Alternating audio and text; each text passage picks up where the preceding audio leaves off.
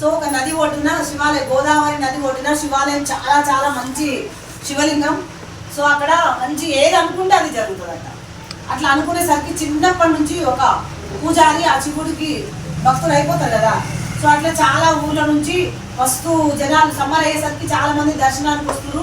ఎందుకంటే ఒక టాపిక్ అక్కడ జరిగితే మంచి జరుగుతుంది, అక్కడికి వెళ్తే మంచి జరుగుతుంది, అక్కడికి వెళ్ళి వస్తే ఏది అనుకుంటే అది జరుగుతుంది ఒక మొక్కు, అది ప్రచారం అయిపోయింది. సో అట్లా దూరం నుంచి వచ్చి పోతా ఉన్నారంటే అందరూ. ఇట్లా సమ్మర్ అయ్యేసరికి ఇంకా ఎక్కువ రద్దీ ఉంటుంది. అందరూ పూజలు చేస్తున్నారు, అభిషేకాలు, నైవేద్యాలు, మంచిగా మారేడు దళాలతో పూజలు చాలా బాగా చేస్తున్నారు. అట్లా కొంచెం 3 నెలలు 4 నెలలు అయ్యేసరికి కొంచెం గాలి దుమారాలు, వానలు వస్తాయా, వానకాలం. సో వానలు వస్తున్నాయి. అట్లా వానలు వస్తూ ఉంటే దూరం నుంచి రావడం బంద్ పెట్టింది జనాలు. సో ఇక్కడ మధ్య నుంచి చుట్టుపక్కల ఊర్లు రావడమే మొదలుపెట్టింది. సో వీళ్ళు కూడా దగ్గరనే ఉంది కాబట్టి వెళ్తున్నారు. ఉదయానికి సాయంత్రానికి మళ్ళీ దర్శనానికి వస్తున్నారు. ఇంకా కొద్ది రోజులు అయింది, బాగా వర్షం వస్తుంది.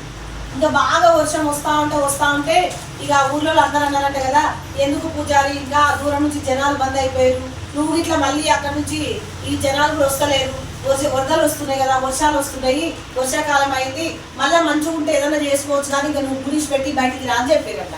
పూజారి అన్నాడంట కదా, శివుడికి నా చిన్నప్పటి నుంచి నేను పూజలు చేస్తున్నా. సో ఊరోళ్ళందరికి వచ్చినప్పుడు వాళ్ళకే నేను ఆ ఏమంటారు దేవుడికి వాళ్ళకి మధ్యలో నేనే ఆరతి ఇవ్వాలి, ఇవన్నీ చేయాలి కదా. సో ఇన్ని రోజులు జనాలు ఉన్నప్పుడు పలహారాలు అన్నీ వచ్చినాయి, ఇప్పుడు శివుడికి పలహారాలు అవన్నీ పెట్టాలి కాబట్టి నేను అక్కడే ఉంటా అన్నాడంట. సో ఏది వచ్చినా శివుడే చూసుకుంటాడు, నేను ఆ శివుడికి పలహారాలు పెట్టాలని చెప్పి ఎంత చెప్పినా ఊరోళ్ళు ఎవరు చెప్పినా వినట్లేదు. సో అట్లా బాగా వరదలు వచ్చినాయి. అట్లా గుడి దగ్గరికి వెళ్ళిపోయినాయి. వరద నది ఒడ్డునుంది కాబట్టి నది నిండా నిండిపోయింది, గుడి దగ్గరికి వెళ్ళిపోయింది. ఇక మెట్లు దాకొచ్చేసినాయి. మళ్ళీ పిలిచింది జనాలు, పూజారి బయటికి రా అని చెప్పి. సో మళ్ళీ గుడి మునిగిపోయింది.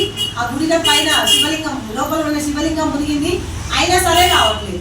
లేదు నన్ను శివుడు వచ్చి కాపాడతాడు, నేను చిన్నప్పటి నుంచి దేవుడిని మొక్కిన, ప్రసాదాలు ఎవరు తేకపోయినా నేను ప్రసాదాలు పెట్టినా, ఎవరు ఊర్లో రాకపోయినా నేనే చాలా దూరం ఈత కొట్టుకుంటూ పోయి ఆ మారేడు దళాలు తెచ్చి పూజలు చేసినా ఎట్లయినా సరే ఆ దేవుడే వచ్చి నన్ను కాపాడతాడని చెప్పి ఆ గుడి మొత్తం మునిగిపోతే గుడి మీద శిఖరం ఉంటుందా, ఆ శిఖరం పట్టుకొని కూర్చున్నాడు.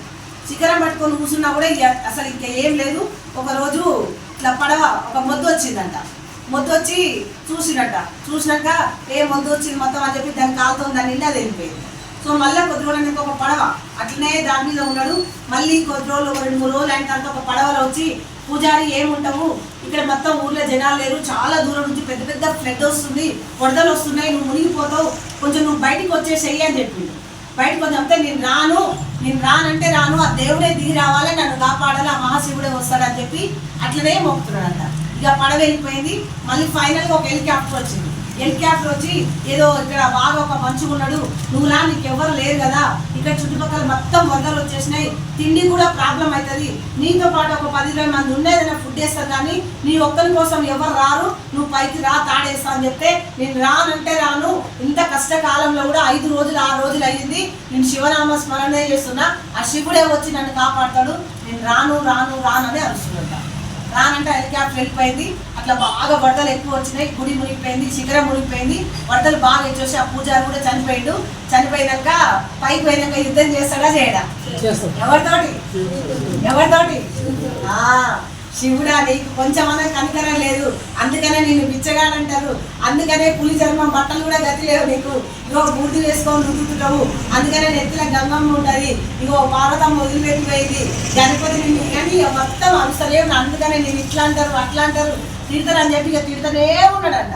శివుడిని ఎట్లా తిడతారు అందరు తెలుసు కదా, కొన్ని పాటలు ఉంటాయి కదా భయంకరంగా అంటుంటారు. సో అది భక్తి అనుకో.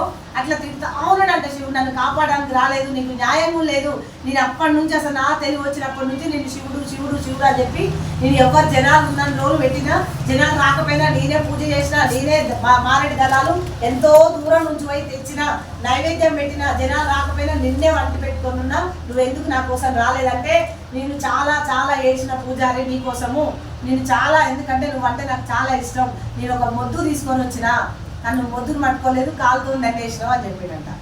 సో ఆ రోజు చాలా బాధ అయింది, అరే నేను మొద్దు రూపంగా వస్తే గుర్తుపట్టలేదు అని చెప్పి ఒక మనిషి రూపంలో పడవేసుకొని వచ్చిన, నువ్వు అయినా నువ్వు రాను రాను అని చెప్పి రాలేదు.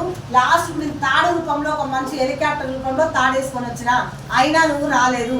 నీకోసం నేను చాలా అవతారాలు ఎత్తి ఎత్తి నీకోసం చాలా చాలా ఇబ్బందులు పడి నిన్ను కాపాడాలంటే నా సహాయ శక్తిగా నేను ప్రయత్నం చేసిన, కానీ నువ్వే బయటికి రాలేదు.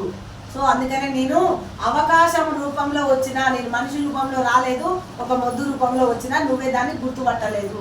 సో అప్పుడు అనుకున్నాడంట. అందుకనే దయచేసి మనం ఈరోజు అప్పులు రాగానే దేవుడా ఎవరైనా అప్పిస్తే బాగుండు అప్పిస్తే బాగుండు అని చూస్తాం. ఎసార్నో కష్టాలు రాగానే ఎవరైనా సపోర్ట్ చేస్తే బాగుండు అంటావు. సో ఇంకేదన్నా రాగానే ఆస్తులు ఉంటే బాగుండు అప్పులు తీసుకు నువ్వు ఇట్లా చేతుమంటావు. సో ఎంతసేపు ఏదో రావాలని చూస్తున్నాం, కానీ డబ్బు ఉంది, కారు ఉంది, ఇల్లు ఉంది, మంచి పేరు ఉంది, నలుగురికి అవకాశం ఇచ్చి వాళ్ళ గుండెల్లో దేవుళ్ళలాగా ఉండడానికి మన వెస్టీజ్ అవకాశం వచ్చింది. సో నాకు కూడా ఆ మహాశివుడు నాకు వెస్టీజ్ రూపంలో ఇచ్చేది. ఎందుకంటే లేని దాన్ని ఏదో చూస్తూ ఉంటారు, కళ్ళ ముందు ఉన్నదాన్ని అందులో గమనించుకోవచ్చు. సో లేని దాంట్లో మనం చూసేదంటే ఉన్న దాంట్లో ఏం కావాలో చూసుకోవచ్చా లేదా?